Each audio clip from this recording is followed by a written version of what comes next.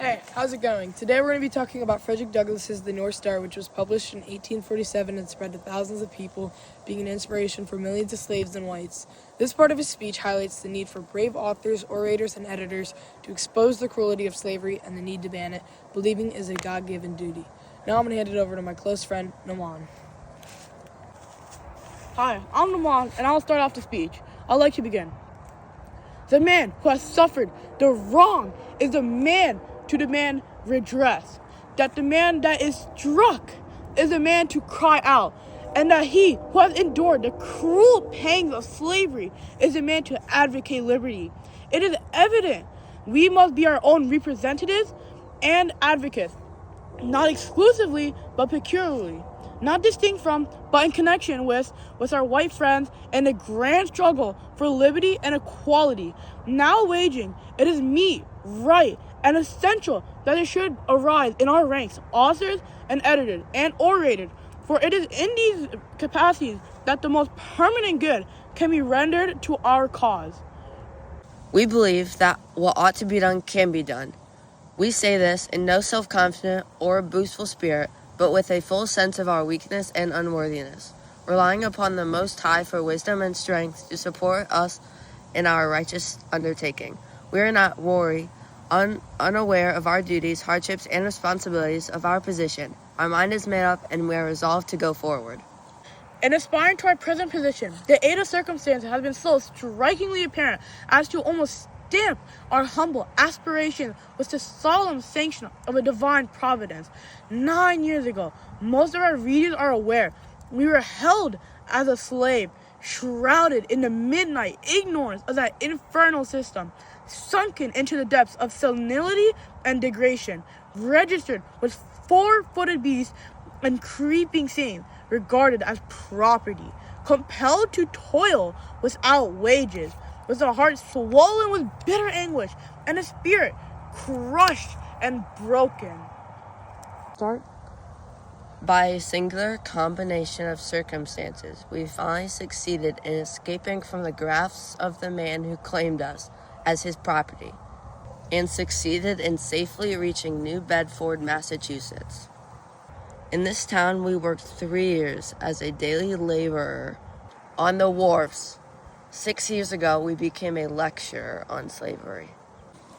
Under the oppression of being retaken into bondage, 2 years ago, we embarked for England. During our stay in that country, kind friends, anxious for our safety, ransomed us from slavery by a payment of a large sum. The same friends, as unexpectedly as generous, placed in our hands the necessary means of purchasing a printing press and printing materials. Finding ourselves now in a favorable position for aiming an important blow at slavery and prejudice, we feel urged in our enterprise by a sense of duty to God and man, firmly believing that our effort will be crowned with entire success. In the speech, it states, purchasing a printing press and printing materials, finding ourselves now in favorable position for aiming an important blow at slavery and prejudice. I believe that this shows that there were already abolitionists behind the scenes that helped spread the idea that slavery should be banned, and there were not just 3 or 4 abolitionists that did everything. There were hundreds, if not thousands, of abolitionists that were not known but still played a powerful force in helping end this terrible event.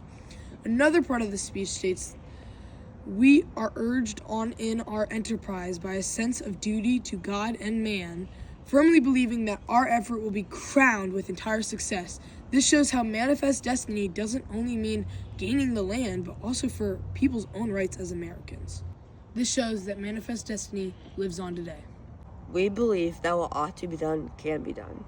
This part from the speech shows that any people are capable of doing things that can change the world, and that the slaves wanted and needed a change soon. Frederick Douglass did this in his lifetime because he made a change to slavery. This line is meaningful to me because it shows that people are not afraid to give up and keep trying. We finally succeeded in escaping from the grasp of the man who claimed us as his property. This line from the speech means that slaves were getting out of slavery. They were saying that the slaves were claimed as property by others. The man who has suffered the wrong is the man to demand redress. That the man struck is the man to cry out, and that he who has endured the cruel pangs of slavery is the man to advocate liberty. This line, even though it's the beginning, was the line that stood out to me the most.